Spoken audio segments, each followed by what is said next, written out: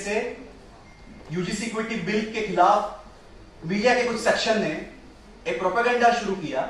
उस समय मुझे पूछा गया एक चैनल डिबेट पे, एक तरीके से वो एलिगेशन था कि आप तो जेएनयू से है ना। यूजीसी इक्विटी रेगुलेशंस के बारे में जब आवाज उठाना शुरू की, विकसित भारत शिक्षाधिष्ठान बिल के खिलाफ आवाज उठाना शुरू की,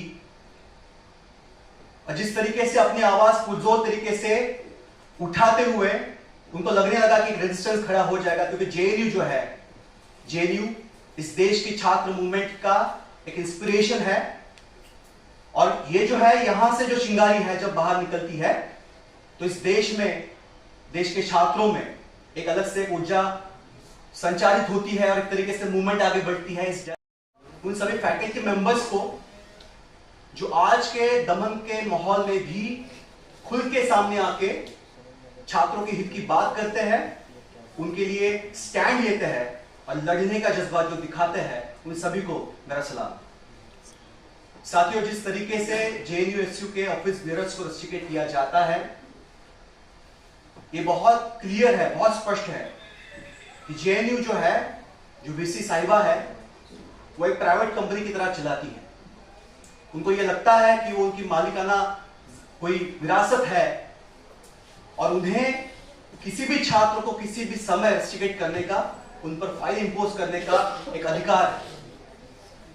साथियों, जिस तरीके से पिछले कुछ महीनों में उच्च शिक्षा के ऊपर जिस तरीके से अटैक किया जाता है, उसके खिलाफ जेएनयू अपनी आवाज उठाते रहा है। ये वीसी को, उनके साथ में जितना भी एडमिनिस्ट्रेशन है, उनको ये नकारा नहीं रहा, बर्दाश्त नहीं कर पाया। इसलिए उन लोगों ने खासतौर पे जब यूजीसी इक्विटी रेगुलेशंस के बारे में जब आवाज उठाना शुरू की, विकसित भारत शिक्षाधिष्ठान बिल के खिलाफ आवाज उठाना शुरू की, और जिस तरीके से अपनी आवाज पुरजोर तरीके से उठाते हुए उनको लगने लगा कि रेजिस्टेंस खड़ा हो जाएगा, क्योंकि जेएनयू जो है, जेएनयू इस देश की छात्र मूवमेंट का एक इंस्पिरेशन है। और ये जो है, यहां से जो चिंगारी है जब बाहर निकलती है तो इस देश में, देश के छात्रों में एक अलग से ऊर्जा संचारित होती है और एक तरीके से मूवमेंट आगे बढ़ती है। इस डर के खातिर हड़बड़ी में लाइब्रेरी प्रोटेस्ट के बहाने अपने सारे सभी साथियों को, जो यूनिवर्सिटी के ऑफिस बेयरर से छात्र है, उन सबको रस्टिकेट किया जाता है। और यहाँ पे रस्टिकेशन तो है ही, उसके साथ साथ फाइन इंपोज किया जाता है। कुछ और, जैसे हमारे यहाँ पे एमपी ने कहा था, एक हमारे साथी ने यहाँ पे बात रखी, जिस तरीके से न्यू नोटिफिकेशन लाया जाता है कि जहाँ पे प्रोटेस्ट के लिए हर जगह पे आपको परमिशन लेनी पड़ती है।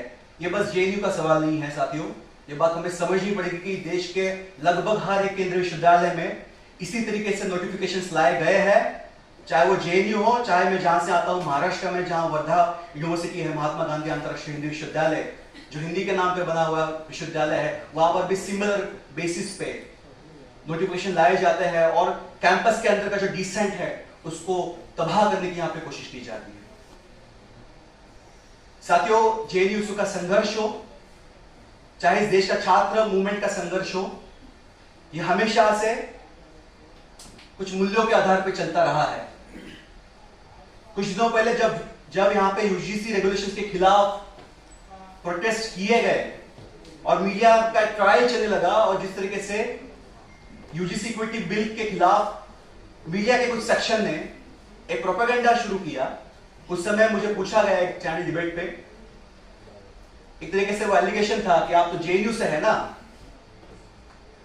तो मैं तो इस बात से बहुत अनफॉर्चुनेट हूं कि मैं जेएनयू में नहीं पढ़ पाया, लेकिन मुझे फक्र है इस बात का कि जब भी छात्रों के मूवमेंट की बात, छात्रों के सवालों की बात जब कोई उठाता है तो उसको जेएनयू का लेबल दिया जाता है। हम प्राउड है कि जेएनयू के जो साथी है, जो स्टूडेंट कम्युनिटी है, जिस तरीके से अपनी आवाज उठाते रहे हैं और उठाते जाएंगे। ये रस्टिकेशन जो है, ये किसी भी सूरत में उनकी आवाज को दबा नहीं सकता है। हम ऑल इंडिया स्टूडेंट्स फेडरेशन, जिस संगठन से मैं आता हूं, हम जेएनयू के सभी साथियों के साथ में शामिल है।